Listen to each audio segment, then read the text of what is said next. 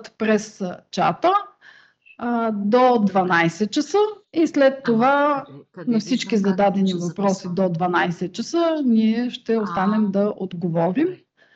Имайте го предвид, че в някакъв момент след 12 часа няма да можете да зададете въпроси. Ще има още един онлайн инфоден по процедурата, така че ще имате възможност и в последствие, ако има още нещо, междувременно, разбира се, си остава отворен канала за задаване на въпроси и през ИСУН, който е официалния сайт за задаване на въпроси, на които ние отговаряме. Вече колегите, мисля, днес казаха, имаме 150 въпроса. Така че очевидно сте доста активни. Пожелавам ви да си зададете всички въпроси, които ви интересуват, да получите сега или по-късно отговор. Вероятно ще има такива, на които няма да успеем веднага да отговорим, но ще се постараем и успех в подготовката на проектите. Сега давам думата на господин Тони Шопов от отдел програмиране, който ще направи кратка презентация на условията по процедурата. Благодаря, Вили. Здравейте от мене, казвам се Тони Шопов и съм експерт по отдел програмиране. Ще ви представя накратко основните моменти в процедурата за енергийна ефективност и използване на енергия от възобновяеми източници предприятията.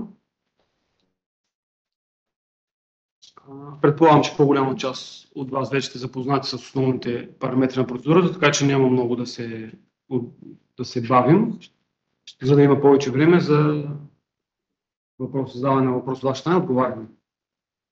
Основната цел на процедурата, съответно, тя съответства и на самото наименование на процедурата се вижда, подкрепа на предприятията в България да подобрят енергийната си ефективност и да се насърчи използването на енергия от възобновяеми източници.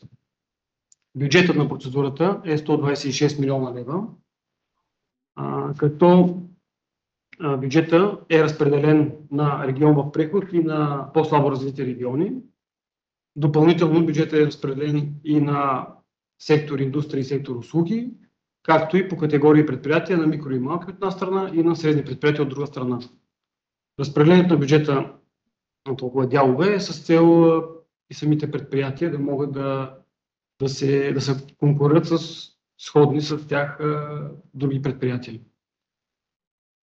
Размерите, които може да се кандидатстват по настоящата процедура, минималният размер е 30 000 лева, максималният размер 100 000 лева, безвъзмездна помощ. Като тук искам да обърна внимание на две неща. Първото е, че в ИСУН са зададени тези параметри и системата няма да разреши подаване на проектно предложение, което е извън този диапазон на помощ под 30 000 или над 100 000 лева. И второто, което е помощта по настоящата процедура се предоставя по режим минимална помощ de minimis. И в тази връзка, когато залагате размера на исканата помощ по настоящия проект, следва да го съобразите с получените до момента други помощи в този режим минимална помощ. Прага за 3 години е до 300 000 евро. Разрешено. Процентът, интензитетът на помощта по процедурата е до 65%. Това е максималният интензитет. Може по ваше желание или при необходимост да се залагат и по-ниски интензитети от настоящия. Най-важната част, една от най-важните части по процедурата, това са допустимите кандидати. Кой е допустим да кандидатства? Съответно, предприятия трябва да са търговци по смисъл на Търговския закон или Закона за кооперациите, да са регистрирани не по-късно от 31 декември 2022 година, с цел да имат поне 3 приключени финансови години, които са необходими за оценката на проектните предложения. Съответно, кандидатите следва да са микро, малко или средно предприятие, съгласно Закона за малките и средните предприятия. Има изискване за реализирани минимални нетни приходи от продажби за 2024 година, като според категорията на предприятието праговете са следните. За микропредприятия 100 000 лева или повече нетни приходи за 2024 година, за малки предприятия поне 300 000 лева, за средни предприятия 1 милион лева или над 1 милион лева реализирани нетни приходи. Последното изискване за допустимост е, че по проекта е допустимо кандидатите да заявят подкрепа само за основната или за допълнителна икономическа дейност. Съгласно класификатор на икономически дейности на НСИ за 2008 година за последната приключена финансова година 2024 година. Продължителността на всички проекти е до 12 месеца, като стартира изпълнението от сключване на договора. От тогава стартират тези 12 месеца. На следващо място, допустими дейности и разходи по процедурата, естествено, трябва да са насочени към целта на процедурата, именно подобряване на енергийната ефективност. За Мартин, какво искахме тук да питаме за допълнителната дейност? Ти можеш да формулираш някакъв въпрос, че не се сещам сега. Здравейте. Има включени микрофони, които малко смущават презентацията. Може ли да...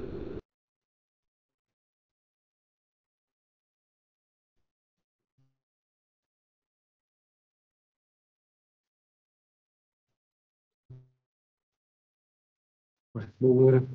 Асистира колегата. Така, както казахме, допустимите дейности и разходи са свързани с целта на процедурата. По настоящата процедура е изготвен един списък с допустими активи, съоръжения и оборудване в областта на енергийната ефективност. Списъкът е приложение 4.1 към условията за кандидатстване.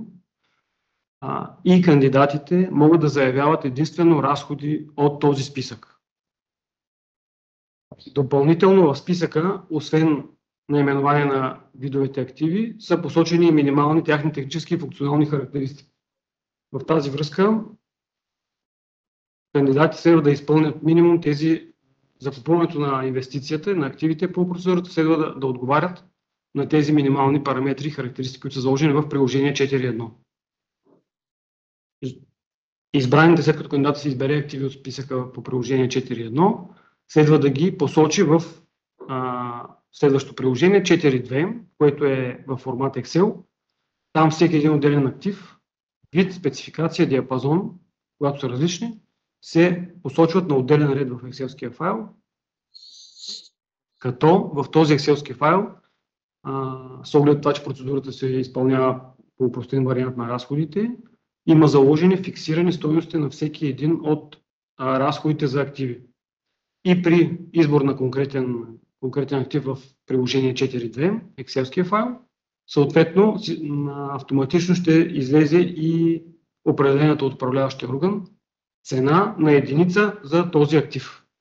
Единица киловатт, единица квадратен метър и така нататък, според мерните единици, в които се измерва актива, който се заявява за закупуване.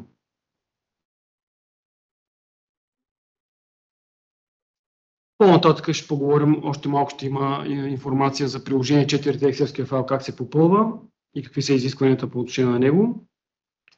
Настоящия слайд информативно са изброени общо 16 групи технологии, които е допустимо да бъдат заявени по процедурата, като съответно всяка една група включва различни видове активи с различни спецификации и диапазони. Може да се запознаете допълнително в пакета документи. На следващо място ще представя малко повече информация по отношение на приложение 4.2 Excel-ския файл. Както казах, на всеки отделен ред се посочва актив, избира се мощността на актива и количеството от съответният актив, който иска да се закупи. Да закупите, към приложение 4.2 има разработено и от управляващия орган и приложение 4.3, което е указание как се попълва приложение 4.2. Препоръчваме да се запознаете с указанието, как се попълва. Не е сложно, но все пак изиска определена информация да знаете. Доста детайлно сме се опитали да го направим. След като се попълнат заявените активи в Excel-ската табличка, най-отдолу следва да бъде посочено място на изпълнение на инвестицията, къде ще се реализира проекта. След избиране на област, община и точен адрес, град, улица и така нататък, Excel ще ви позволи да видите общата сума на всички активи, които сте заложили в листа. И тази обща сума следва да бъде пренесена едно към едно в бюджета на един бюджетен ред. Примерно бюджетен ред 1.1. Там трябва да се посочи общата сума. Тук искам да обърна внимание, че ако кандидата ще реализира инвестиция на повечето място на изпълнение на проекта, по процедурата е допустимо да има няколко места на изпълнение. За всяко едно отделно място на изпълнение на проекта следва да бъде попълнено отделно приложение 4.2, екселски файл. И съответно общата сума за всяко едно място на изпълнение да бъде посочена на отделен бюджетен ред в бюджета. Така, ако има две места на изпълнение, съответно в бюджета ще има два бюджетни реда. Освен приложение 4, което е указание за попълване на екселския файл, имаме разработено и още приложение 6, което е указание за попълване на формуляра за кандидатстване в цялост. Всеки един раздел, всяко едно поле във формуляра, как се попълва, каква информация е необходимо да бъде посочена. Така че препоръчваме да запознаете и с това приложение, указание за попълване на формуляра. Има детална информация по отношение на попълване на бюджета в него. Фиксираната стойност на активите включва както помощта, така и собственото финансиране. Това е обща крайна стойност на активите, на която се залагат в бюджета. При изчисляване на единичните разходи и тези фиксирани стойности, ДДС-то е допустим разход за кандидатите и той е включен в фиксираната стойност, ако кандидатът не е регистриран по ДДС и ДДС-то е допустимо за него.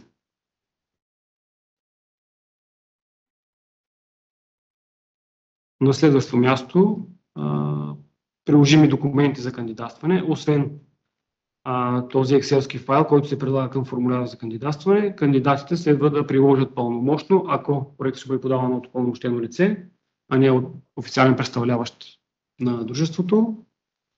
Декларация при кандидатстване, декларация за обстоятелствата по член 3.4 от Закона за малки и средни предприятия и счетоводна политика, който не е задължителен документ. Ако съответно счетоводната политика се прилага, ако кандидатът има приет по-нисък праг на същественост на активите от заложения по ЗКПО от 700 лева. По отношение на декларациите за кандидатстване и за обстоятелства, в условия за кандидатстване е разписано точно указано кога при случай трябва да се подава, тъй като има възможност, ако управителят е един на дружеството и той с своя електронен подпис подава проектното предложение, самите декларации двете са попълнени в формуляра с налични, са създадени и с подписване на формуляра автоматично кандидата подписва и двете декларации и не е необходимо да бъдат прилагани към проектното предложение.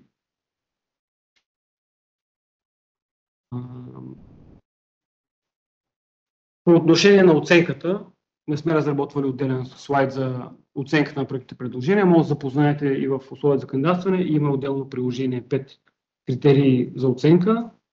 Оценката е направена максимално облегчено. Има стандартно на два етапа се извършва оценката на проектните предложения, административно съответствие и допустимост, както и втория етап, техническа и финансова оценка. На първия етап се проверява дали представени документи са попълнени както трябва, дали отговарят на образците, както и дали кандидатът и проектното предложение са допустими, отговарят на изискванията за допустимост на процедурата. На следващия етап техническа и финансова оценка има общо 6 критерия, разделени са в два раздела. Единият раздел оценява икономическата и финансова стабилност на кандидатите в рамките на 3 критерия за EBITDA, за брутна добавена стойност и за разходи за данъци платени. Вторият раздел, втората част от оценката е приоритизация на проектите, като там сме дали приоритизация на проекти. Има регионална приоритизация.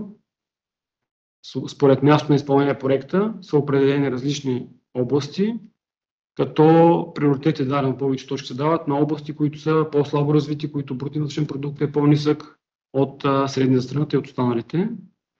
Вторият критерий за приоритизация е съгласно Националната стратегия за малки и средни предприятия.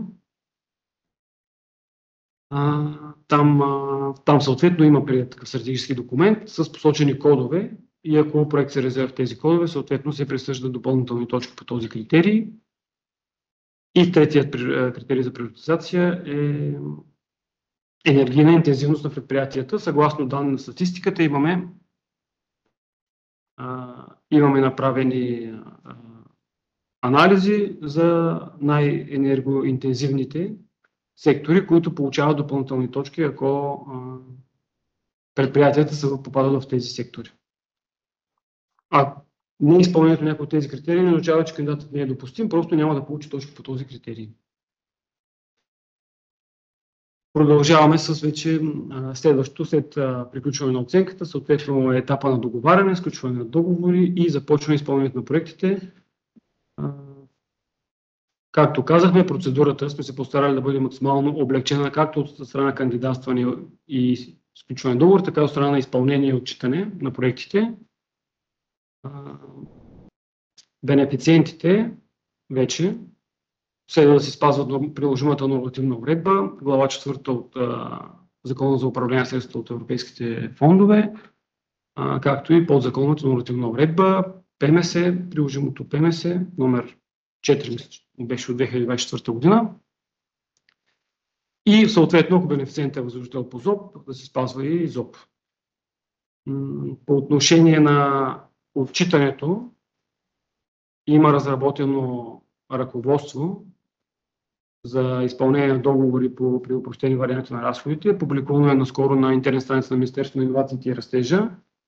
Запознайте се с ръководството, ако не сте. Все още там изключително детайлно е разписано цялата информация, цялата документи, които са необходими за да отчетете успешно изпълнените от вас инвестиции. Като цяло процедурата е проектно ориентирана към търсене на резултат. В тази връзка няма да се изисква представяне на финансови счетоводна документация, фактури и така нататък, платежни счетоводни документи. Ще се търси постигнат резултат. Внедрени, работещи, функциониращи активи, които са заявени по проекта. Посочени са документи, които ще се изискват, които са приложими за доказване на успешно внедряване на машините и постигане на проектния резултат.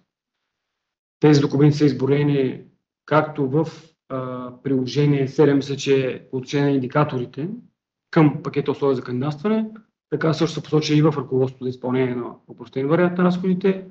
Тук също на слайда ги има. Накратко, договор за доставка с изпълнителя, приемо-предателен протокол за доставка, доказателства, които удостоверяват въвеждане в експлоатация на съответните активи. Това може да бъде снимков материал, видеозаписи, които удостоверяват, че машините са въведени в експлоатация и функционират. Също така, когато има строителство, СМР, следва задължително да бъдат направени актуални цветни снимки от общи близък план на сградата, където ще бъде изпълнено СМР-то, преди и след извършване на строително-монтажните работи. За да се знае какво е било положението преди и след инвестицията. Съответно има при някои от активите, които има нормативни изисквания във връзка с монтажа и експлоатацията им, съответните приложими документи ще да бъдат представени, които са нормативно изискуеми, посочени са в условията, както казах. Ги има изброени по-подробно, няма да губим време тук да ги четем. Също така при фотоволтаични инсталации, фотоволтаични панели плюс фотоволтаична електрическа централа се изисква, освен горе посочените договор, протокол и снимков материал и съответно се изисква и допълнително споразумение с ЕРП, както и информация за лицето, което е инсталирало, пуснало, свързало системата, за което има професионална квалификация и което си е изискване на Закона за енергията от възобновяеми източници като нормативен регламент.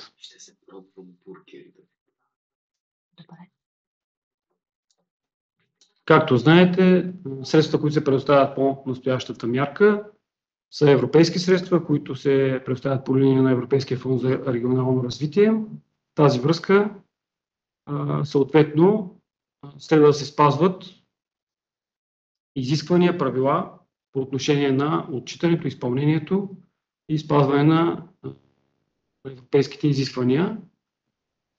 Съответно ще ви представя накратко информация за варианти в случай, че възникнат някакви съмнения за нередности и измами. Какво представлява нередност и измама?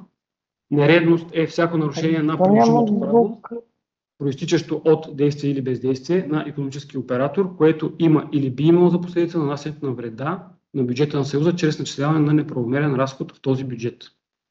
По отношение на измамата, която засяга финансовите интереси на Съюза, измамата, това е всяко умишлено действие или бездействие, свързано с използването или представянето на фалшиви, неверни или непълни декларации или документи, в резултат на което се присвояват или неправомерно се задържат средства или активи от бюджета на Съюза.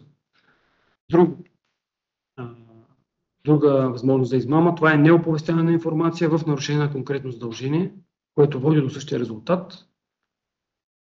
Съответно, друг вариант за измама е неправилно използване на средствата или активите за цели различни от тези, за които те са били първоначално предоставени.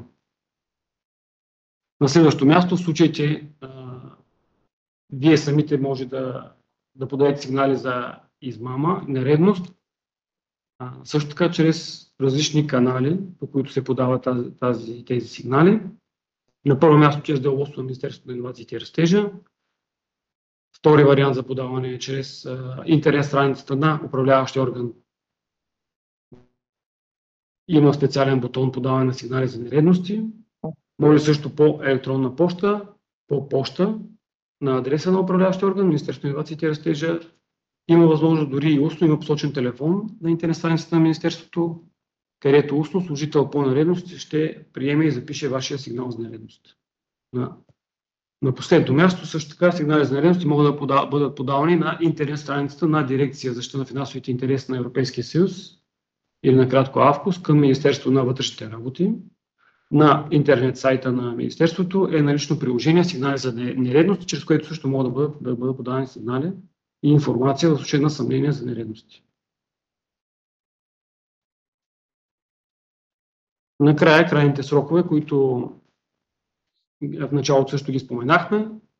Освен въпросите, които в момента ще зададете и ние ще гледаме да ви отговорим максимално изчерпателно, въпроси могат да бъдат задавани по официалния канал през ИСУН. Още от обявяване на процедурата е отворен съответно и възможността за задаване на въпроси. Единствено през системата ИСУН се задават. Периодично публикуваме отговори. До момента има зададени почти 150 въпроса, като на 120 вече сме отговорили. Отговорите са публикувани. В понеделник ще публикуваме и следващата партида. До 150 вече ще бъдат отговорени всичките. Препоръчвам преди да зададете въпрос, да проверите в вече зададен въпрос дали някой кандидат не е задал подобен на вашия въпрос и да си видите отговора. Така ще спестите време и за вас да чакате ние да ви отговорим отново. Въпроси се задават, както казах, през ИСУН, през модул процедури за безвъзмездна финансова помощ, отворени процедури в раздела на настоящата процедура за енергийна ефективност. Крайният срок за подаване на проекти предложения е до 16:30 часа на 13 октомври 2025 година. След 16:30 часа системата се затваря и няма да може да бъдат подадени формулярите, дори да са заготвени като чернова или дори да са приключени в системата, ако не са подадени.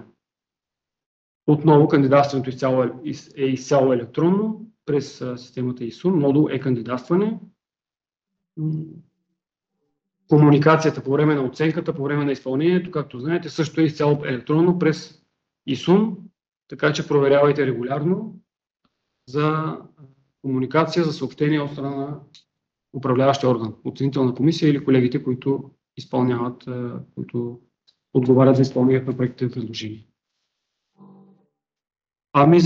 Като накратко за процедурата това беше. Благодаря за вниманието. Сега можем да преминем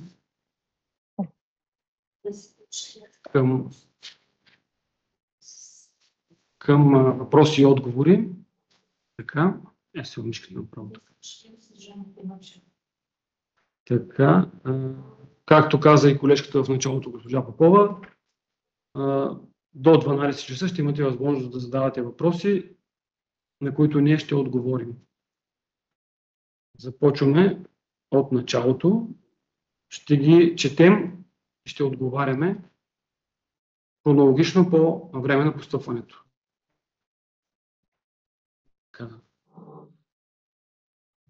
Първият въпрос. Така. Добре.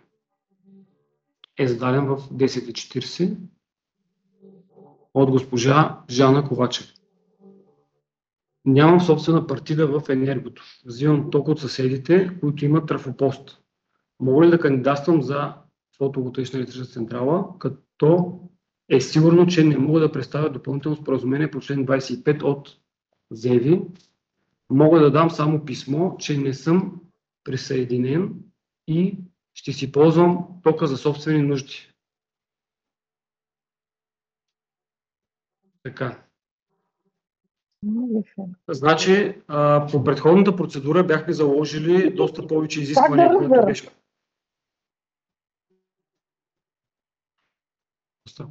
Само секунда. Се чуват странични шумове.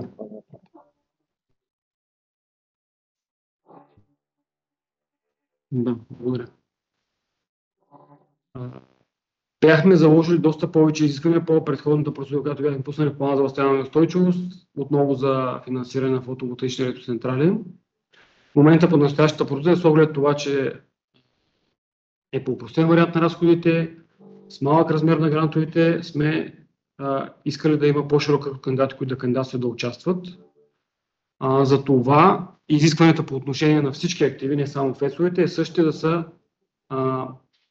са внедрени в предприятието, да са функциониращи, да са законосъобразни и договарят на всички изисквания на нормативната уредба. В случай, че кандидатът е допустимо, т.е. да изгради фотоволтаична електроцентрала за собствени нужди, която да отговаря на нормативните изисквания по ЗЕВИ, на нормативните изисквания на общината, да може да бъде вързана съответно да предоставя собственото предприятие и това може да бъде доказано в съответни документи. Както казах, процедурата е резултатно ориентирана и резултатът трябва да е законна, внедрена, работеща фотоволтаична електроцентрала. Ако кандидатът може да разполага с тези документи и тези разрешения от компетентните институции, може да кандидатства. Да финансира допълнително споразумение е посочено като задължителен документ. Тук колегите от изпълнението, ако искат, могат да се включат, така че би трябвало ЕРП-тата, спазвайки те нормативната уредба, да издадат на законните електроцентрали, да издадат съответното допълнително споразумение. Посоченото е вписано точно в член 25А от ЗЕВИ, че дори за собствени нужди фотоволтаична централа трябва да бъде издадено допълнително споразумение от ЕРП. Има подобен въпрос зададен и официално предизвестен, така че там също ще видите отговор. Нещо, ако колегите от изпълнението искат да допълнят. Ами това е за момента по отношение на този въпрос. Ще следете и отговор на въпросите. През ИСУН там също ще дадем отговор на този въпрос. Продължаваме с следващия. Преди нали през тази зума влизаше нещо и после парола. Извинявайте, искам да помоля госпожа Таня Осенова. Няколко пъти изключваме микрофона ви. Дали има възможност да се мютнете? Защото вие го включвате. Благодаря ви. Благодаря. Просто смущавате цялата презентация. Благодаря.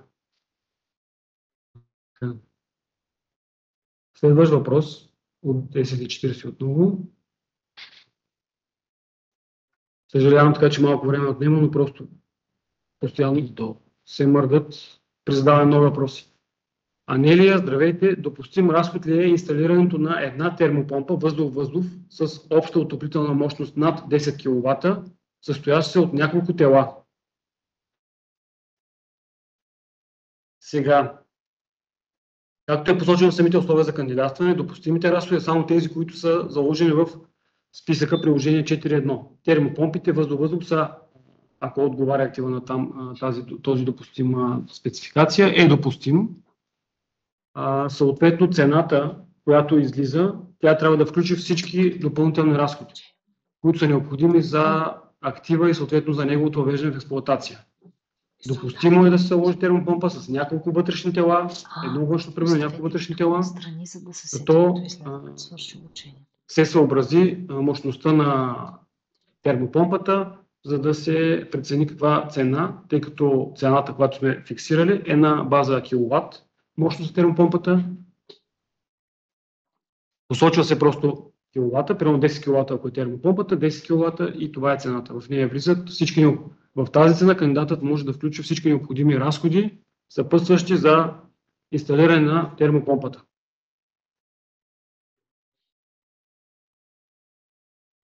Следващ въпрос. Господин Петър Озунов. Здравейте. Допустим кандидат по процедурата ли е предприятие, регистрирано и опериращо в селски район, което е било микропредприятие за 2024 година, но по-настоящем отговаря на критериите за малко предприятие. Благодаря. Така. Първо, съгласно условията за кандидатстване, не са допустими микропредприятия, които са регистрирани в селски район и изпълняват, място изпълнение правителство също ще бъде в селски район.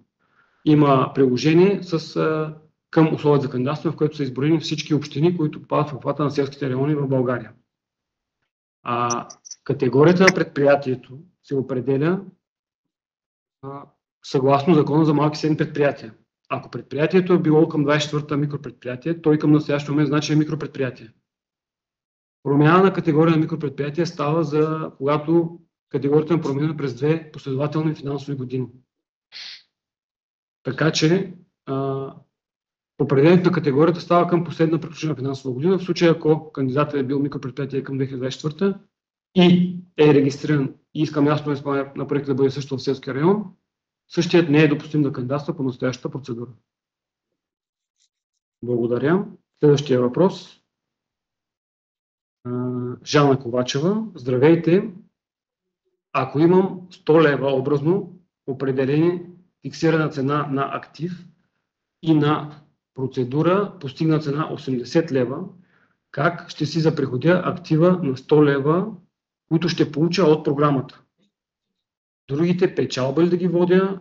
Ако да, от каква дейност и не е ли редно с разликата да се финансират други проекти?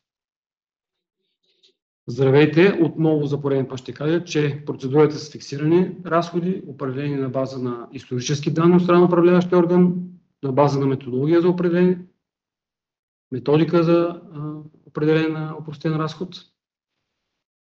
Така че ако сте заложили по бюджета 100 лева, както е определен, по условия за кандидатстване, съответно тази и накрая на етап изпълнение, представите необходимите документи и резултата е постигнат, вие ще получите 100 лева за този актив, без значение на каква цена сте го придобили.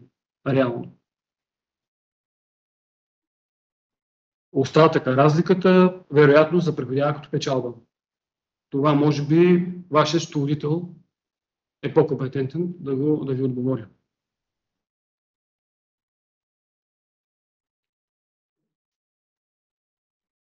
Нещо да допълня? Колеги? Добре. Продължаваме следващия въпрос. Госпожа Мария Ташева. Здравейте, допустимо ли е инверторите да са вградени в батериите или трябва да са отделни? Именно с цел, тъй като избрахме по време на общественото обсъждане на процедурата, имаше коментари в тази посока, че има вече съвременни батерии, в които имат вградени инвертори. И в тази връзка самата група включва батерии с комбинация с инвертори, т.е. допустими са и двата варианта. И отделно батерия и инвертор на цената, която е посочена, фиксираната, или батерия с вграден инвертор. Отново на тази цена, в тази група активи, локални съоръжения за съхранение на енергия, батерии в комбинация с инвертори. Избира се тази група активи и цената е тази и за тези вградени инвертори в батериите. Следващ въпрос. Илиян, здравейте, интересуваме, мога ли да закупя конвектори за отопление и охлаждане на помещенията, в кой разход мога да ги добавя.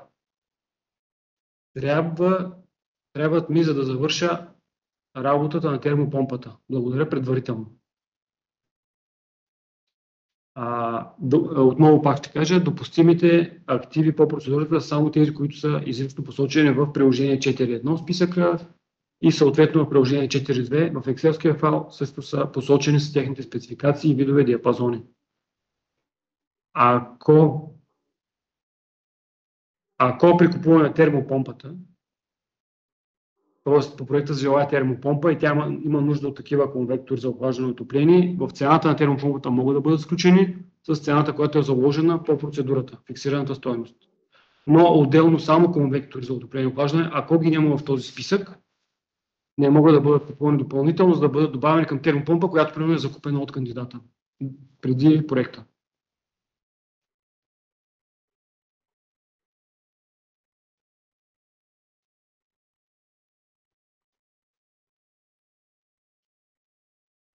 Така. Следващ въпрос. Костадинова, здравейте.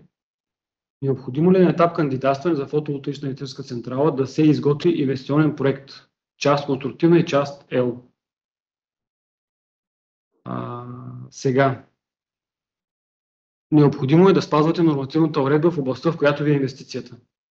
Ако за вашата инвестиция нормативната уредба изисква и изготвяне на такива проекти, които да бъдат съгласувани в община, да бъдат представени на ЕРП-то и така нататък, е необходимо да ги изготвите. На етап кандидатстване, в условията за кандидатстване, изрично са разписани документи, които се представят и те не включват такъв инвестиционен проект, част конструктивна и част L. Така че запознайте се с документите, които се дават на етап кандидатстване и съответно и с нормативната уредба, която е необходима, за да изградите и въведете в експлоатация фотоволтаичната централа или друга инвестиция по проекта, която предвиждате. Следващ въпрос. Павлина. Допустимо ли е да се подобри енергийната ефективност на сграда, част от базата на кандидата, която обаче не е чисто производствена, каквато е основната и единствена дейност по кит на фирмата. Тази сграда се съхраняват и поддържат транспортните средства за доставка на произведената от кандидата продукция, т.е. пак е за основната дейност, но не е чисто производствена сграда. Предварително благодаря. Аз също благодаря за въпроса. Отговаряли сме няколко пъти на такива въпроси до сега по процедурата. Допустимо е, по процедурата трябва да се заложи основна или допълнителна икономическа дейност, както и казах по-рано в презентацията, като е допустимо кандидатът при изпълнение на проекта с резултатите от инвестицията да имат и други икономически дейности, различни от заявената по проекта, основна или допълнителна, стига да не попадат в недопустимите дейности, изрично посочени в условията за кандидатстване. В тази връзка, ако сградата, която кандидата иска да подобри енергийната ефективност, е необходима, примерно в нея се съхранява продукция или материали, и тя е свързана с основна или допълнителна дейност, която е посочена в проекта, тогава е допустимо да се извърши тази инвестиция и да кандидатства по проекта. Ако някой от колегите иска да допълва, нали, учвате се. Следващ въпрос от госпожа Колева. Здравейте, моля да изясните как точно се записва в Excel приложение 4.2 VRF система въздух за сграда на 4 етажа с обща застроена площ 407 квадратни метра и РЗП 1628 квадратни метра. Благодаря. Сега, доколкото си спомням, по отношение на тези системи, това са термопомпи. При тях Цената не е определена на квадратен метър, който те ще отопляват или охлаждат.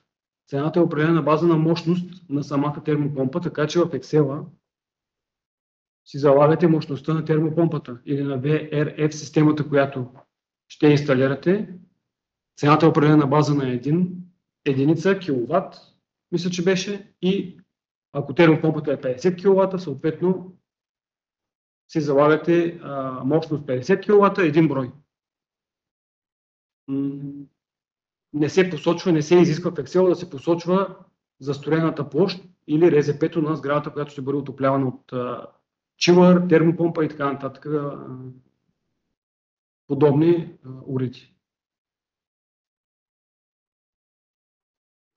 Следващ въпрос. Пламена.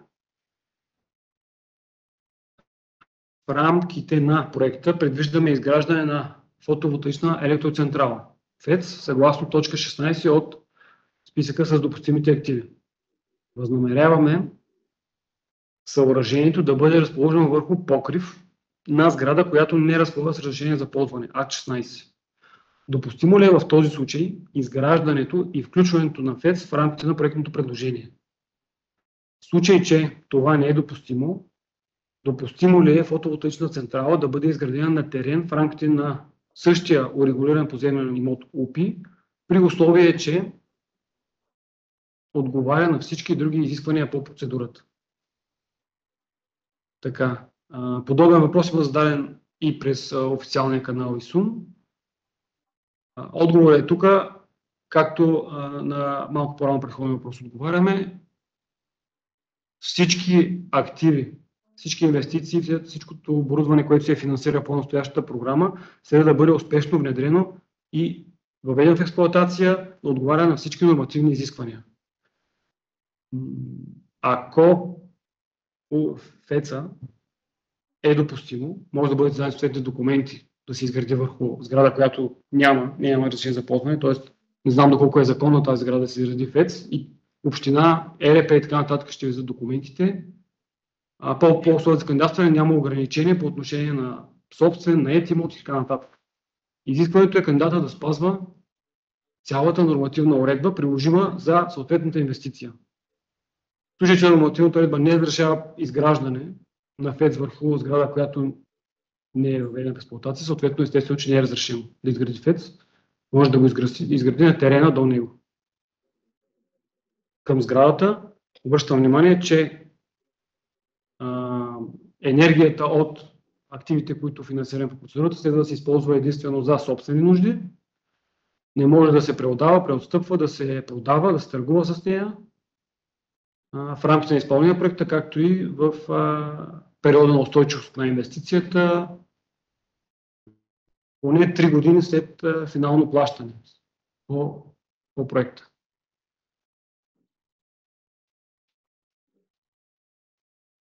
Още един въпрос имаме зададен от госпожа Пламена.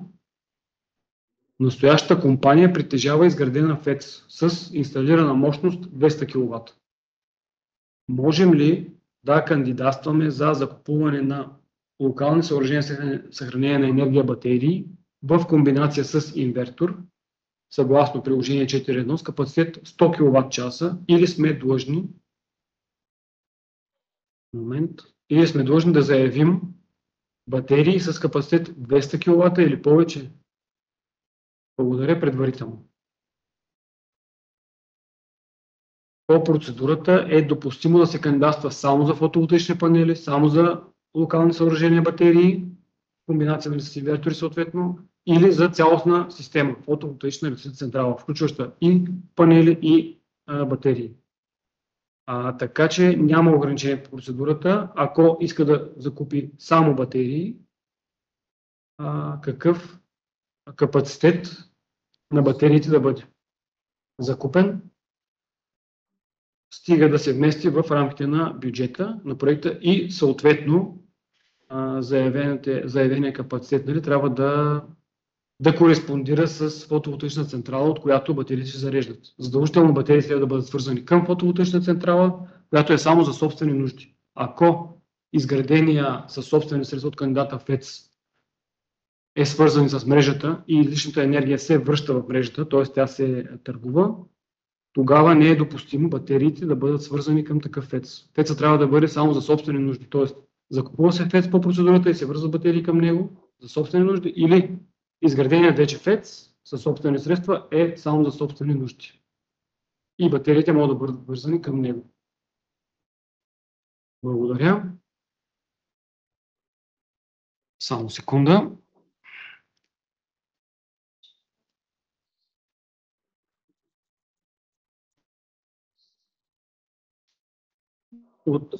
От Анелия имаме зададен отново въпрос. Същия въпрос. Казахме вече, разходите са, допустими са допълнителни разходи в рамките на актива, стига се вмести в цената, която е определил управляващият орган. Следващият въпрос е от госпожа Димитрова. Допустим кандидат ли е фирма, която има успешно отчетен договор по процедура 6002, възстановяване на МСП чрез подобряване на енергийна ефективност. Това беше процедура обявена от Министерството по преходния пробен период ОПИК. Няма ограничение. Кандидати, които са сключили договори и успешно са изпълнили проект по процедура 6002, да кандидатстват и по настоящата процедура за допустимите активи. В случай, че естествено кандидатът и проектът отговарят на всички останали изисквания и условия по процедурата. Следващия въпрос е от Галя. При условие, че имаме изградена централа от преди 3 години за собствено потребление, можем ли да кандидатстваме за допълнителни мощности, тъй като мощността на съществуващата централа в момента е недостатъчна за захранване на обекта? Да, допустимо е процедурата да заявите допълнителни фотоволтаични панели или цяла централа, съгласно група 14 или група 16 от списъка с допустимите активи, които съответно следва да бъдат ползвани само и единствено за собствени нужди. Енергията от съответно тази централа.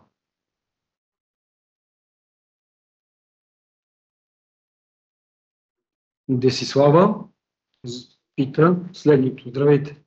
Ако заложим 50% помощ в бюджета, задължени ли сме да провеждаме процедура с публична покана за изграждане на фотоволтаична централа СМР над 50 000 лева?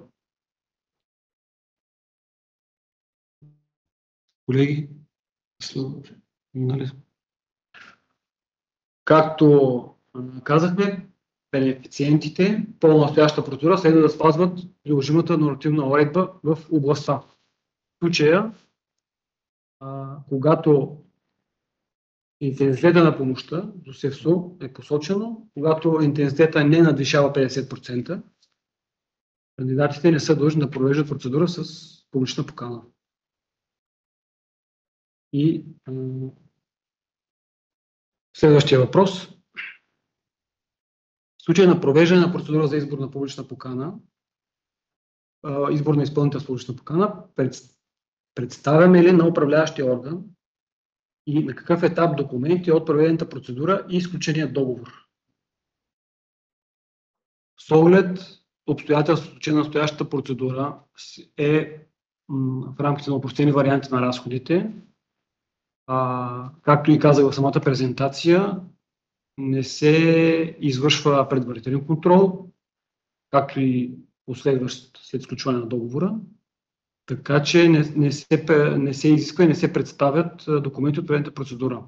Но това не отменя ангажимента кандидатът да съхранява всички документи, които са свързани с изпълнението на проекта, да ги съхранява при себе си, да са постоянно на разположение, да могат да бъдат предоставени при случай на възникване на извънредни проверки.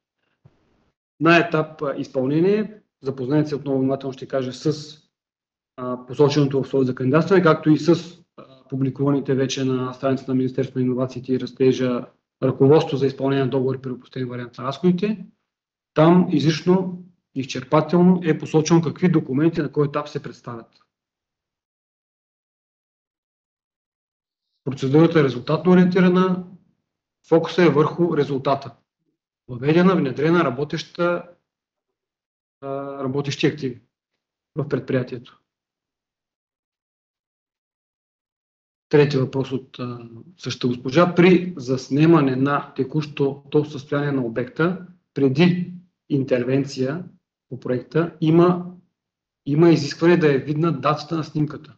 По какъв начин може да се удостовери?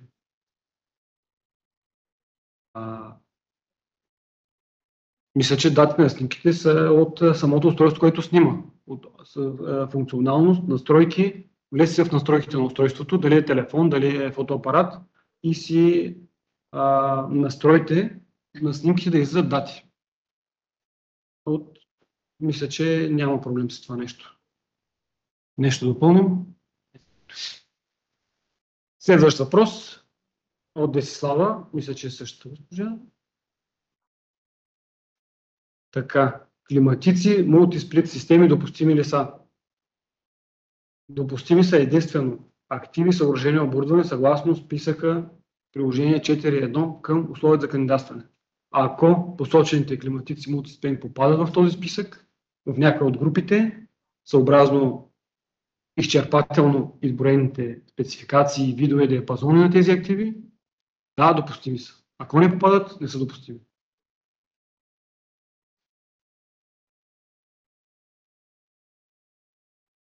Следващ въпрос.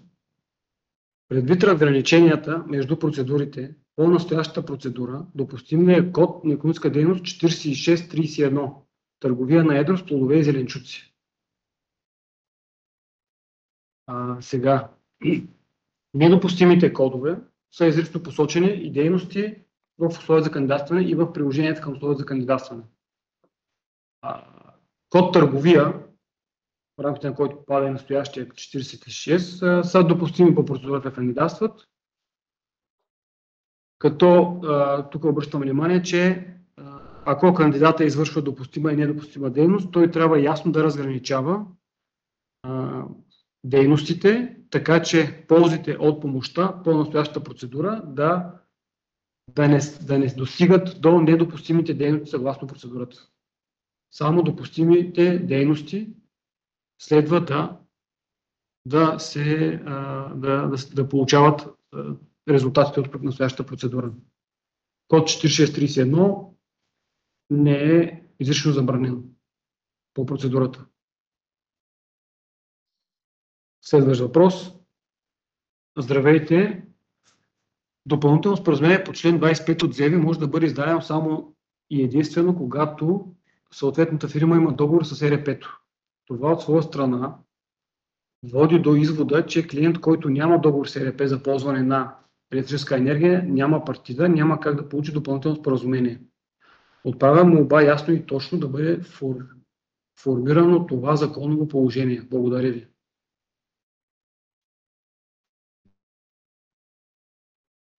Допълнително споразумение с ЕРП-то е включено като документ, който се изисква на етап отчитане и доказване на постигнати на резултати. Така че ако кандидатът не може да си извади допълнително споразумение, съответно няма да бъдат накрая признати резултатите.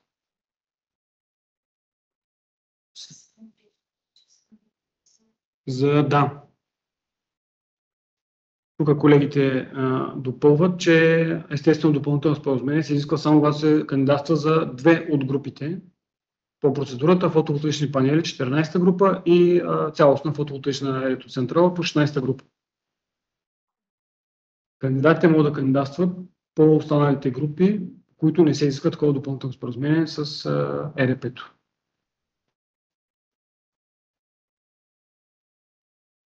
Следващ въпрос. Ние сме високо енергоемко производство. Процес на стартиране сме на проект за изграждане на фотоволтаична инсталация за собствени нужди, комбинирана с съхранение на енергия за собствени нужди. Имаме разрешение от ЕСО за до 1,7 мегаватт часа и сме подали уведомление за изграждане на инсталация с батерии до 4 мегаватт часа. Как можем да участваме по тази процедура за определени активи? И ако тук ползваме до 100 000 лева помощ, как ще се отчете този проект като част от по-голям проект? Здравейте, госпожо Маринова. Бюджета, както казахме по самата презентация, предоставената помощ, рамките на предоставената помощ в нашата процедура са от 30 до 100 000 лева помощ. Варианта е да кандидатствате с по-малка фотоелектроцентрала, която да бъде финансирана по настоящата процедура, а останалото да си го изградите собствени средства. Като тук влезете в параметрите на бюджета. Друг вариант, както казахме, интензитета е до 60%, но може да бъде много по-малък. Може да направите инвестиции за 1 милион лева по процедурата при 100 000 лева помощ. Тогава интензитета ще ви бъде 10% помощ. Това също е допустим вариант. Изцяло преценка на кандидата е колко голям проект да финансира, като съобразява с параметрите на допустимата минимална помощ, предоставена помощ. От 30 до 100 000 лева.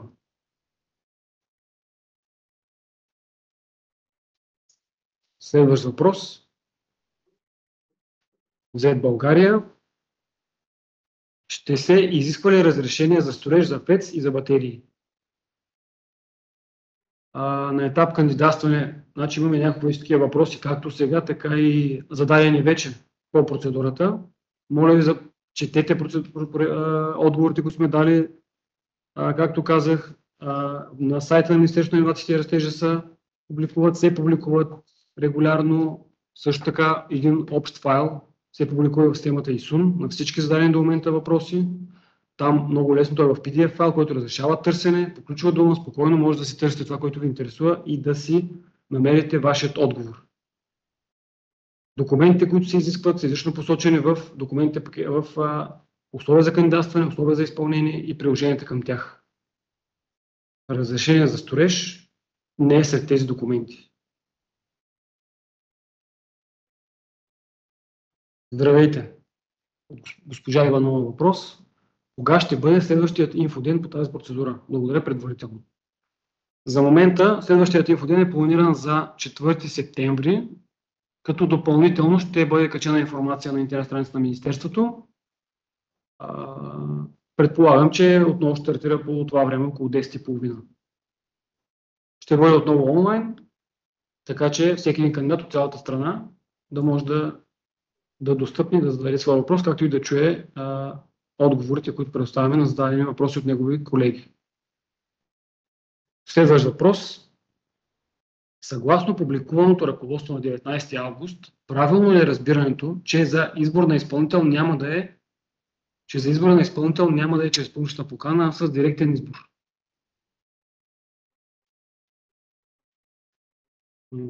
Ако може колегите да помогнат нещо как... Съгласно ръководството, кандидатите трябва да спазват нормативната уредба. Ако интензитета е над 50% и над праговете 30 000 лева за активи, доставка или услуги и над 50 000 лева за строителство СМР, кандидатът е задължен да се спазва процедурите за избор на изпълнител, както е по ЗУСЕВСУ, глава 4, раздел 4, глава 4 и както е в ПМС. ПМС номер 4 от 2024 година също е представена детална информация по отношение на избор на изпълнител. В обратния случай, ако е под до 50%, не е приложимо тази нормативна уредба. Съответно няма такива изисквания.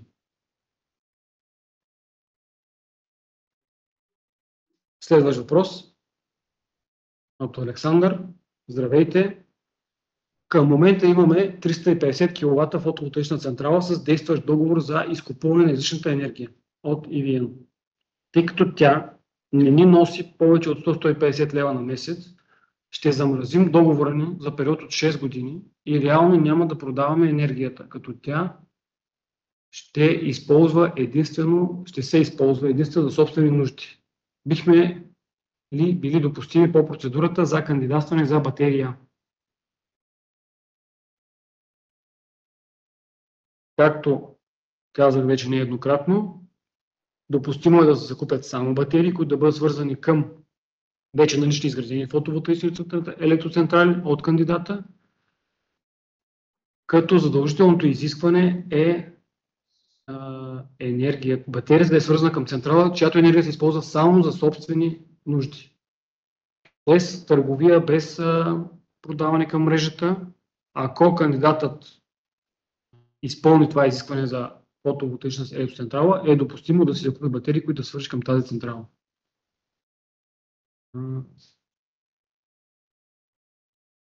Съответно, изискването, както е на етап изпълнение проекта, така и на етап устойчивост, поне 3 години след финално плащане по проекта, следва да бъде спазвано и съблюдавано от кандидата.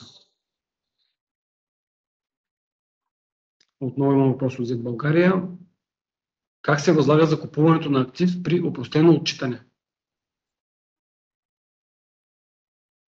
Това, че активите са по опростен вариант на разходите с фиксирани стойности, по никакъв начин не влияе на начина на възлагане на закупуването на актив. Както казахме нееднократно, бенефициентите са длъжни да си спазват нормативната уредба по отношение на избор на изпълнител. Както е посочено в закона, ДОСЕФСУ, в постановлението Министерския съвет ПМС номер 4 от 2024 година и приложимите към тях актове.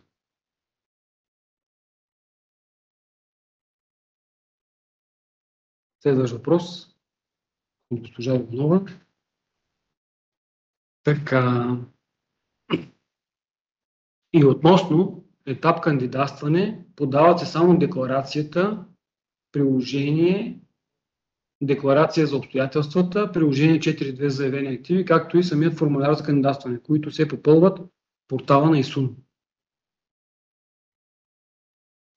Правилно е разсъждението ви, ако няма да пълномощник да подава проекта, само двете декларации се подават и заявлението.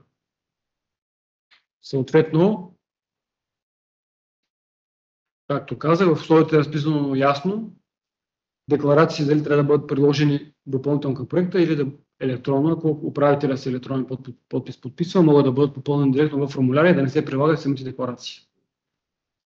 Следващ въпрос. Секунда, че ми избягаха. Това ли? От Ервин, здравейте, имам фирма, която отговаря на изискванията за кандидатстване. Имам сграда, която е собственост на мен, като физическо лице, която отдавам под наем на собствената си фирма. Партидата е на името на фирмата. Допустимо ли е кандидатстването ми по програмата за ФЕЦ за собствени нужди? Ето тук имаме кандидат, който казва, че е отдаден под наем обекта, но въпреки това партидата му е на собственост на фирмата на наемателя. Така.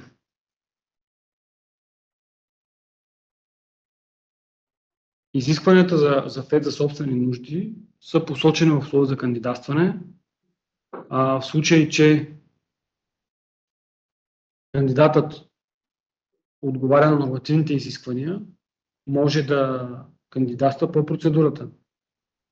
Трябва да запознаем внимателно с документите, които се изискват за постигане на резултат, посочени в ръководството за опростени варианти на разходите, както и в условията за кандидатстване са посочени в приложението за индикаторите, какви документи се изискват. Ако може да представи всички изискуеми по процедура документи, удостоверяващи успешно въвеждане на фотоволтаична електроцентрала и отговаряне на съответно всички изисквания по процедурата, е допустимо да кандидатства.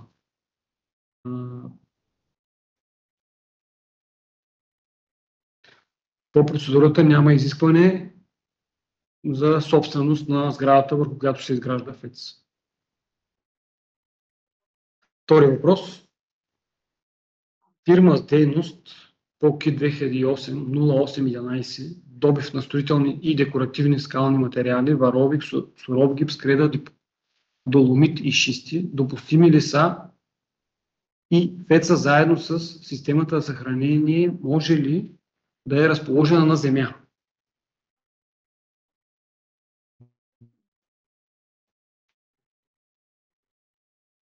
Фирми с дейност 08-11 не са сред недопустимите кандидати, И в тази връзка няма причина да не могат да кандидатстват. В случай, че отговарят на всички останали.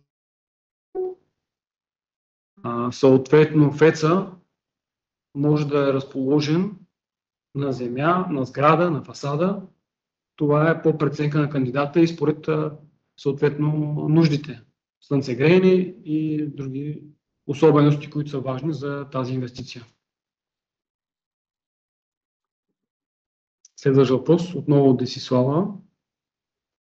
Здравейте! По процедурата може ли да се направи изолация на стени само на част от сградата, използвана от предприятието? По процедурата няма изискване изолациите да са на цялата сграда.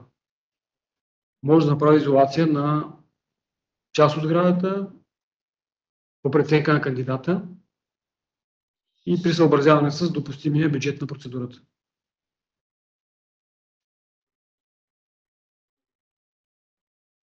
Александра пита: здравейте, само по един брой от допустим актив ли може да се заложи бюджета? Благодаря. Не може да заложите неограничен брой активи. Стига да са от същия вид, диапазон и спецификация. Служите кандидатът да закупи пълно един вид активи, термопомпи, въздух-въздух, но с различна мощност. Примерно капацитет, едната да е 20 кВт, другата да е 30 кВт.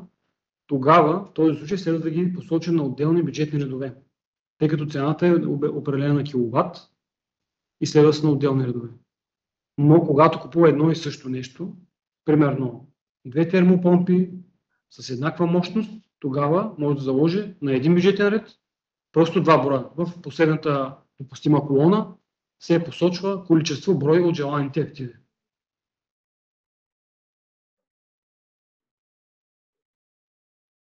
Следващ въпрос от госпожа Георгиева. Допустимо ли да се направят разходи по проекта, например за изолация или за термопомпи на административна сграда на предприятие, която сграда е отделна от производствената такава, но се отнася за основната дейност на предприятието? Отговаряли сме вече на всичките въпроси и отговори, които са публикувани на сайта ни в ИСУН на подобни въпроси. Отговорихме и преди малко на подобни въпроси. Да, допустимо е, стига сградата, на която ще се извърши инвестицията по проекта, да е свързана с основната и допълнителна дейност, която е заявена по проекта от кандидата. Може да е административна, може да е складова сграда и така нататък. Стига да е свързана с основната дейност. И съответно да не се извършва недопустими дейности в съответната сграда, която е обект на инвестицията. Въпрос имаме от Георги. Имам интерес да кандидатствам, но се притеснявам да не объркам нещо по самото кандидатстване. Дали вашата структура има вариант, в който може да провери дали не съм допуснал грешки при документацията, преди да подам официално? Ако не, към коя консултантска агенция може да се обърна, която е лицензирана към вас или поне одобрена от вас? Така. Именно с цел кандидатите максимално, как да кажа, да попълнат коректно проектното предложение и максимално вярно, сме разработили няколко приложения, в които казваме какво трябва да се попълни. Приложение как се попълва формуляра за кандидатстване, приложение какви документи се подават, в какъв формат, как се подписват, приложение как се отчитат индикаторите, приложение как се попълва в конкретния случай и приложение 4.2 екселския файл. Имаме с указания. Допълнително провеждаме настоящата, както и следващи информационни кампании, в които също даваме указания. Така че няма вариант Министерството, представител на Министерството, предварително да прегледа предното предложение, преди да го подадете. В самата система ИСУН, в която се попълва електронно формуляра за кандидатстване, има заложени също множество контроли, които, когато попълвате формуляра, най-отдолу, освен запази в чернова, препоръчвам редовно да го ползвате, за да не загубите информацията. И има и провери формуляра за грешки. Може периодично да се проверявате формуляра за грешки и там ще ви излезе съобщение, кои полета са некоректно попълнени, кои не са попълнени и така нататък. Това също е автоматична проверка на формуляра, създадена от колегите от ЦКЗ от Министерския съвет, както и от нас. По отношение на консултантски агенции, Министерството няма лицензирани към нея, не работи с консултантски агенции, така че ако все пак, въпреки всички указания, които сме дали към процедурата, не сте още уверен, потърсете в личното пространство или се допитайте до познати. Благодаря. Продължаваме с следващия въпрос. Госпожа Христова. Преходната процедура за енергийна ефективност по плана за възстановяване и устойчивост имаше случаи на бенефициенти закупили актив над пределната цена.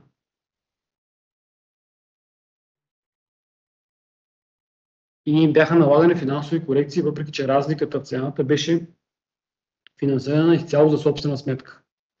Моля за становище по настоящата процедура, ако бенефициент закупи активи над пределната им цена, при спазване на реда за избор на изпълнители по ЗУСЕФСУ и ПМС-4, това ще бъде ли санкционирано от управляващият орган? Така. Както казахме, по настоящата процедура бенефициентите не предоставят никакви финансово-счетоводни документи, фактури и така нататък, първични счетоводни документи, разпечатки от сметкоплани и така нататък. Така че бенефициентът е длъжен да си спазва процедурата за избор на изпълнител, да си закупи оборудването, на цената на която е съответно избран изпълнителя, доставчика и да отчете постигнатият резултат. Закупено оборудване, въведен в експлоатация, функциониращо. Доказването на изпълнения резултат съответно ще е предпоставка за верифициране на разходите и съответно изплащане на сумата, която е по проекта, заложена в бюджета.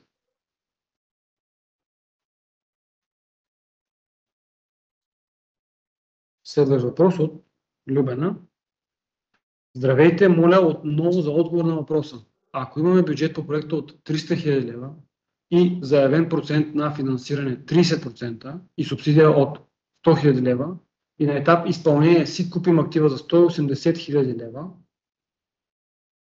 ще получим ли 100 000 лева субсидия? Сега 300 000 заявено, 30.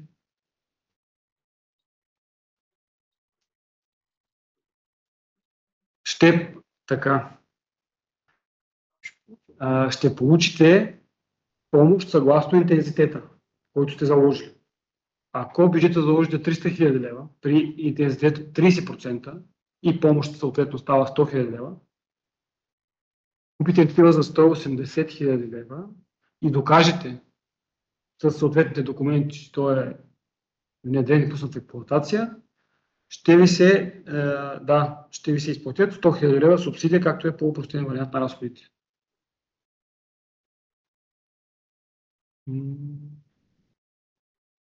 Тъй като цената от 300 000 лева е пазарна цена, както е определена съгласно опростените разходи, съгласно методиката за опростени варианти на разходите.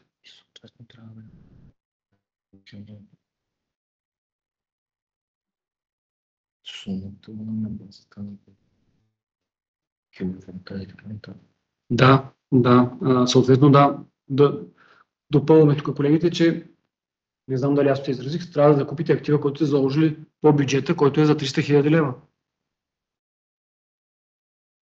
Следващ въпрос. Когато получаваме нови въпроси, се разместват малко чата, затова извинявайте за търсенето. На този сме. Госпожа Маринова. Мога ли да кандидатствам за изграждане и монтаж на аспирационна система в производствено хале? Към коя група активи следва да се отнесе? Имахме подобен въпрос даден по-нагоре. Допустимите активи са посочени в списък приложение 4.1, както и в Excel-ския файл приложение 4.2.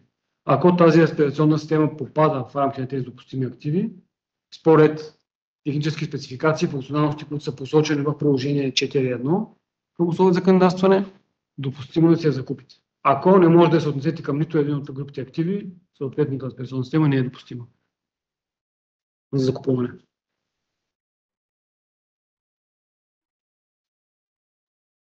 Следващ въпрос от Майя.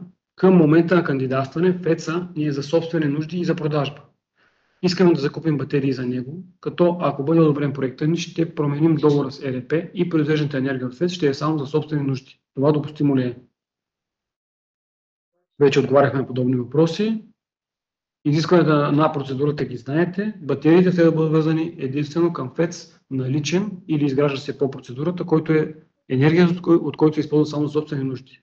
В случай, че батериите, за които закупите по проекта, ще бъдат вързани към електроцентрала, ваша изградена за собствени средства, която е само за собствени нужди,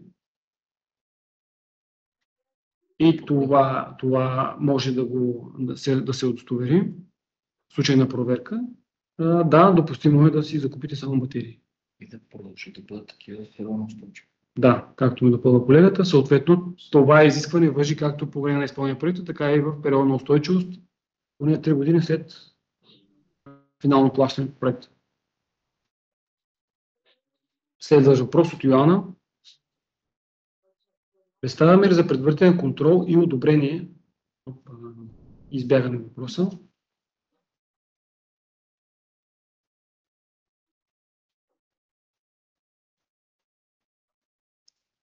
Чакайте само.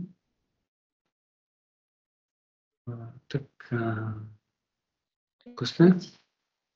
Представяме за предварителен контрол и одобрение чрез ИСУН проведената процедура за избор на изпълнител и изключения договор с него. Не, няма изискване за представяне на такива документи.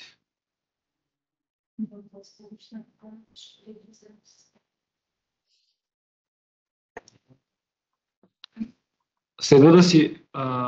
Да, тук колегите ми допълват. Ако сте съответно над праговете и трябва да изпълнявате процедура за изборна покана, това се провежда през системата ИСУН, нали така? Да, провеждате си процедурата електронно през системата ИСУН, обявявате си търга, избирате си, качвате всички необходими документи, прикачате си в модула за изпълнение в ИСУН, но не е необходимо нищо да предоставяте към управляващият орган за предварителен контрол и одобрение. Но си спазвате нормативната уредба, която е за провеждане на избор на изпълнител. Госпожа Маринова. Ползваме помещение под наем. Можем ли да участваме за активи по тази процедура и при какви условия? По процедурата няма изискване кандидата да е собственик на помещението, за да извършва инвестиции и да купи активи. Само секунда. Ще много ми се размести чата. Тук ли? Ето, да. Така, няма ограничение, може да е под наем и също да си въведе закупените проекти инвестиции в помещението под наем. Тук обръщам внимание отново за устойчивост на проекта. Кандидатът трябва да работи с тези активи, да ги използва за собствени нужди в период на устойчивост, който е минимум 3 години от финално плащане по проекта. Не е спазване на това изискване води до възстановяване на средства, които са изплатени по процедурата. По отношение на какви условия могат да ги ползвате, всички условия са посочени в условията за кандидатстване. Втори въпрос. Дали ВРФ системи, съвременна система от тела за климатичен контрол, могат да се считат като климатици или като чилъри за климатизация на помещенията? И ако да, същите условия ли са както за климатици чилъри? Мисля, че имаше точно ВРФ системи при термопомпите, дали не бяха или като бяха зададени такива варианти. Отношение на климатици чилъри, т.е. според минималните изисквания, функционални и технически, които са заложени в приложение 4.1 списък на активите, според тези изисквания актива, който закупува, трябва да отговаря на тях, за да бъде присъединен към съответната група активи. Ако посоченото от вас VRF система отговаря на минималните технически изисквания по отношение на климатик или чилър, които са заложени в приложение 4.1,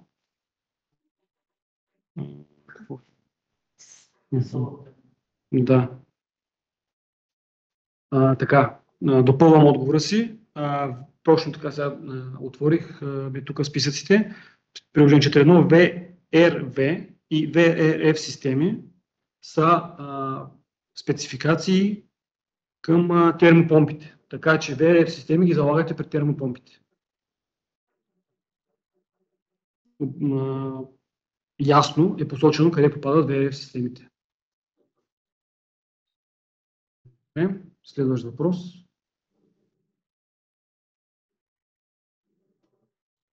От Павлина. Допустимо ли е изграждане на ФЕЦ върху покривите на сгради, отдаване под наем, като складове? Секунда.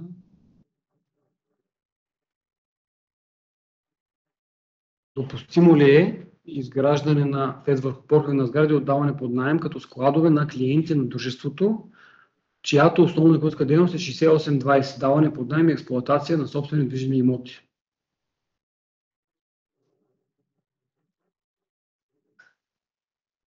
Така, по процедурата са допустими разходи за активи, които се използват само от кандидата.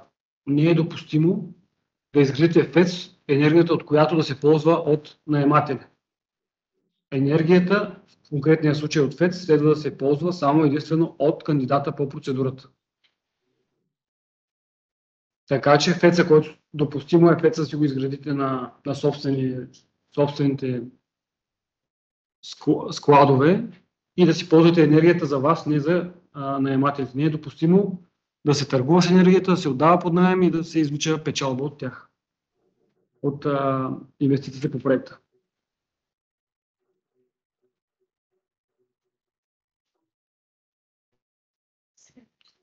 Така. Здравейте. Кремена Раднева.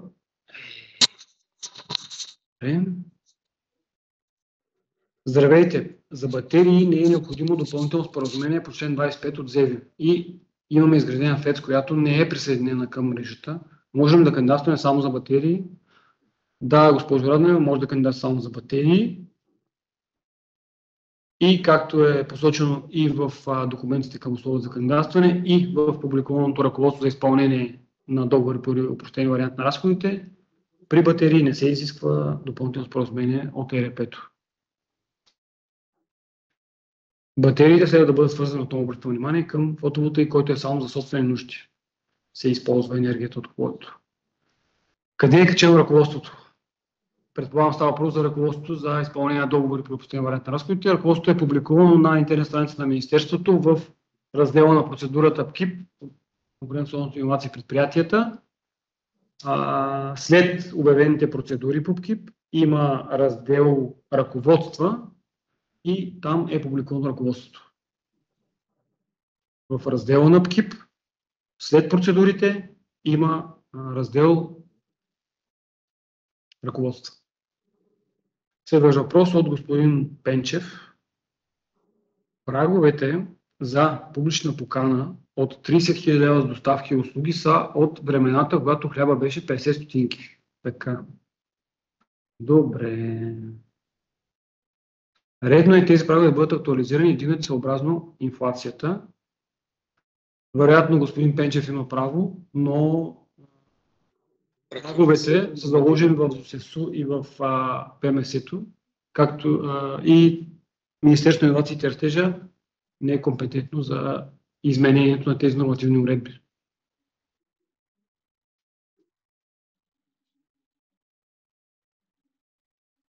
Z България отново задават въпрос. В хипотеза, в която имаме изградена ФЕЦ в сграда, в която кандидатът е под наем, то как се отчуждава активът? Като разходи за съоръжение или като разходи за СМР? Или като разходи за ДНМА? Сега тук искам да обърна внимание, че все пак Министерството на инновациите и растежа е компетентно по отношение на предоставяне на помощи и с нормативната уредба, която е свързана с предоставянето на помощи. Регламенти, ПМС-та, закони. Как се осъществяват активите, си има специална нормативна уредба и компетентни лица, счетоводители и така нататък, които могат да ви посъветват как да осъществите актива. Нямаме по отношение на условията за кандидатстване, нямаме изисквания как да се осъществяват точно тези активи, така че съгласно нормативната уредба за осъществяване на подобни активи, си ги осъществявате и си ги заприходете в предприятието. Следващ въпрос от Александра. Здравейте, посочените в приложението само минимални технически параметри ли са и допустими са технически параметри, които надграждат посочените? Така, предполагам, че имате пред приложение 4.1 списъка с допустимите активи, които са посочени минимални технически и функционални параметри на активите. Допустимо е, в условия за кандидатстване е записано. Допустимо е кандидатът да заложи и други параметри на оборудването. Това са минималните, които следва да бъдат задължително включени и на които закупеното оборудване да отговаря, за да бъде прието и изплатено по процедурата. Като тук искам да обърна внимание, че все пак при залагане на параметрите, съответно кандидатите следва да гледат, да не ограничават конкуренцията и да не залагат параметри, които насочват към определена марка, модел или определен доставчик-производител. Следващ въпрос.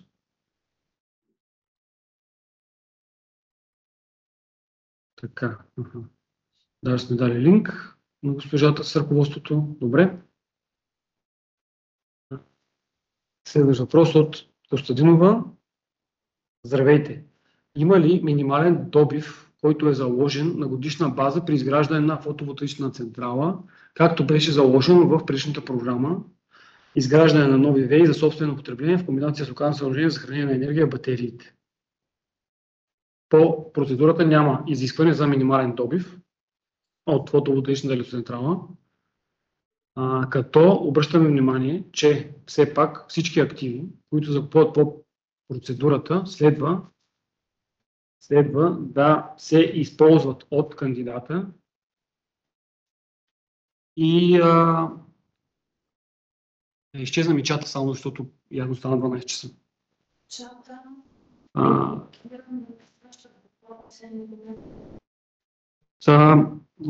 Да довърша отговора.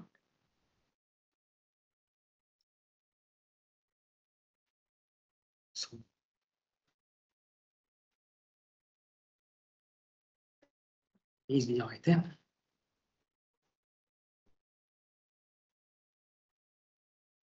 Може ли да го пуснем чата? Как става? Само секунда да отворя отново чата. Да, готово. Да. Точно тук сме от 11.40. Добре. Изискването по процедурата е фотоволтаичната централа да се използва за собствени нужди в периода на изпълнение на проекта и в периода на устойчивост, 3 години след приключване на проекта, като не само фотоволтаична централа, а съответно и всяко друго оборудване, което е закупено по процедурата, следва да се използва от кандидата по предназначение.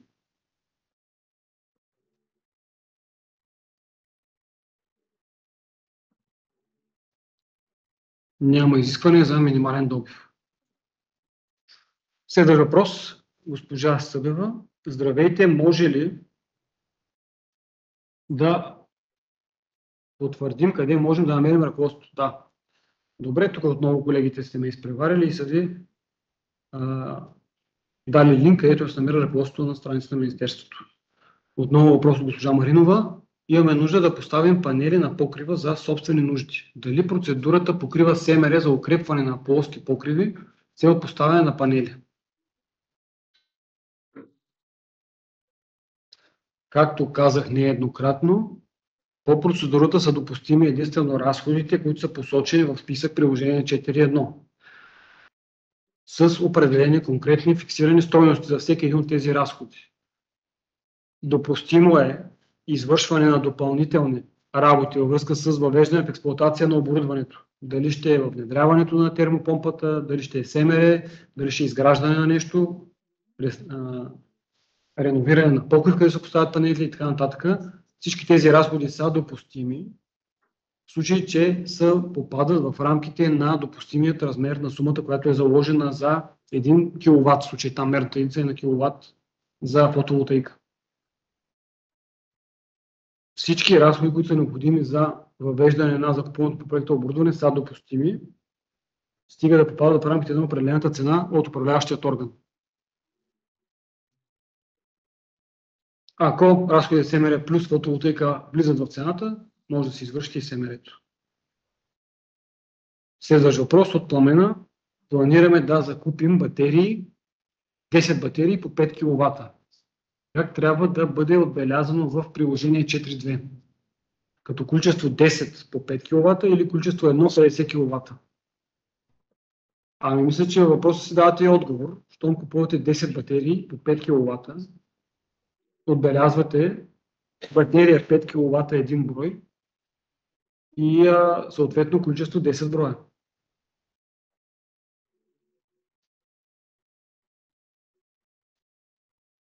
Благодаря за точните отговори. Благодарим за интереса, който проявявате вие към процедурата. Надяваме се и ви желаем успешно кандидатстване. Допустимо ли е да се поставят... Секунда, защо продължава да се мести? Нали спряхме вече въпросите? Така, госпожа Иванова, само че секунда, може да го прескочихме някой.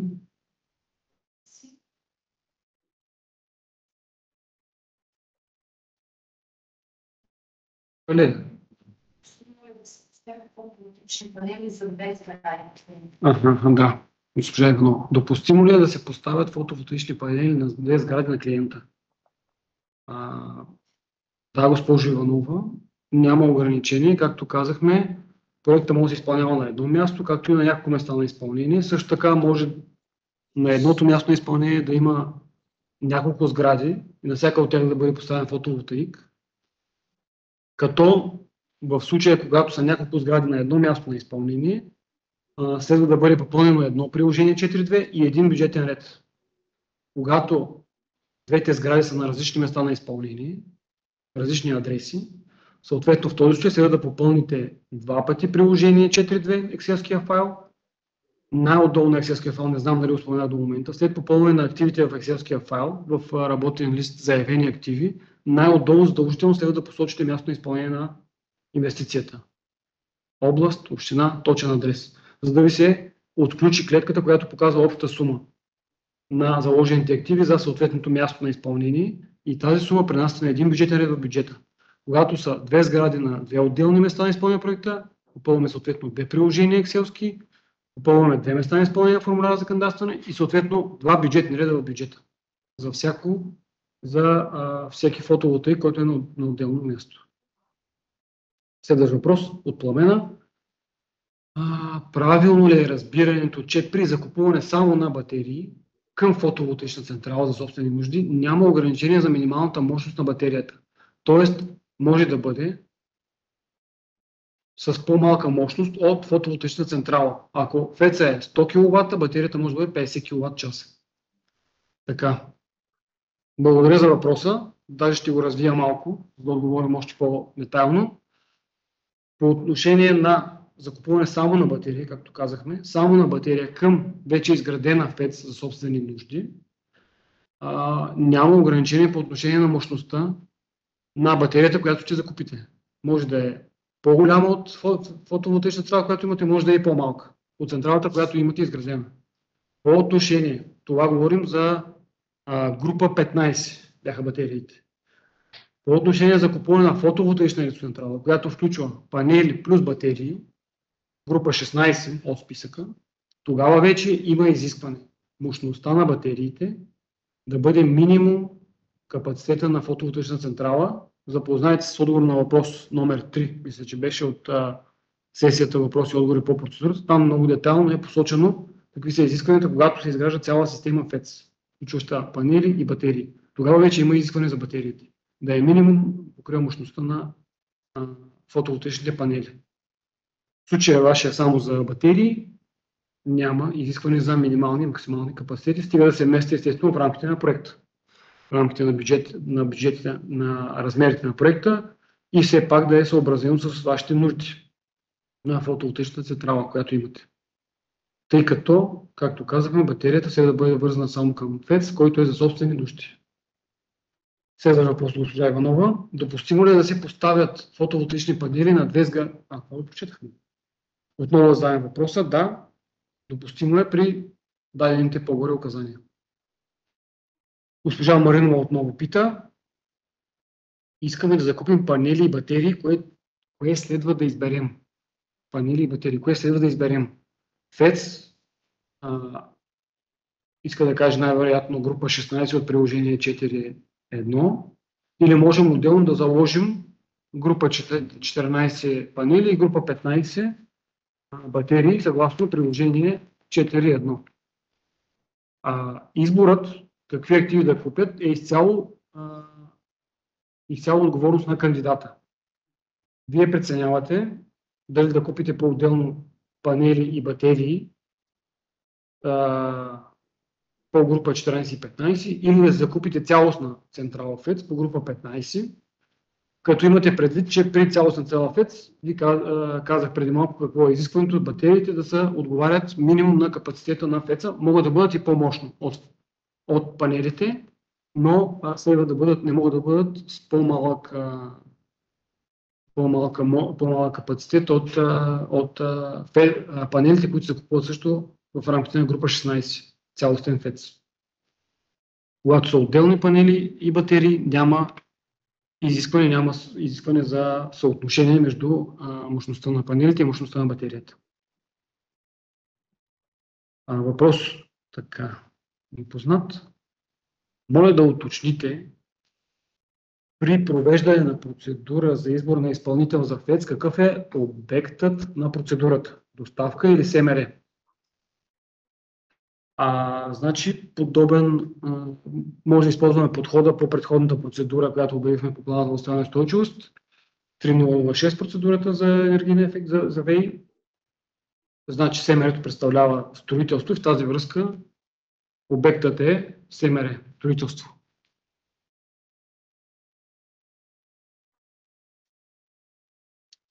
Въпрос от Иван. Моля да уточните, ако желаем да построим ФЕЦ с панели, инвертори, батерии, задължително трябва да имаме изключен договор за доставка на енергия с ЕРП. Точно на обратното. Сега, изграждането на ФЕЦ има изисквания. Дори за собствен, казахме, че по процедурата всички активи, особено за произвеждащите енергия, енергията следва да е само за собствени нужди на предприятието. В тази връзка не е допустимо да търгувате с енергията, да връщате към мрежата. Но изграждане на ФЕЦ съответно си има съответните нормативни изисквания как се изгражда ФЕЦ. Съгласно ЗЕВИ, съгласно ЗУТ и така нататък, приложима нормативна уредба. В случая следва да си спазвате приложимата нормативна уредба за изграждане на фотоволтаична електроцентрала за собствени нужди. Ако там има изискване за съгласуване с община на инвестиционен проект, примерно, ако има изискване за съгласуване с ЕРП-то, за включване на договор, следва да си спазите процедурата. Министерството на инновациите и растежа не е компетентно по отношение на тази нормативна уредба. И последния въпрос от Иван отново. Има ли възможност да се здобие с запис от сесията? Доколкото знам, самата презентация след сега приключване на информационния ден ще бъде качена на сайта на Министерството и всеки ще може да си я свали, да я разглежда и да се запознае с презентацията. Запис от сесията не се публикува. Както казахме в началото, по време на въпроси и отговори, сега отново ще обърна внимание, процедурата в момента е отворена за кандидатстване. Има възможност всеки един кандидат, който не му е станало ясно от документите до момента, които сме публикували, от настоящия информационен ден, от също така от публикуването до момента почти 150 отговора на въпроси. Не му е ясно все пак точно неговия казус как да процедира, може да зададе въпрос в ИСУН по процедурата и писмено, и ние ще отговорим в рамките на срок. До 10 дни се публикуват отговорите на въпросите. Ще отговорим и така, както този кандидат, така и всички останали кандидати по процедурата ще могат да запознаят с отговора. Така че, ако нещо още не е станало ясно, моля, задайте си въпроса през ИСУН, ще ви отговорим допълнително. Както стана въпрос, ще има и втори информационен ден по настоящата процедура. Планираме го да бъде за 4 септември. Отново така преди обяд. Допълнителна информация ще бъде качена на интернет страницата на Министерството на иновациите и растежа.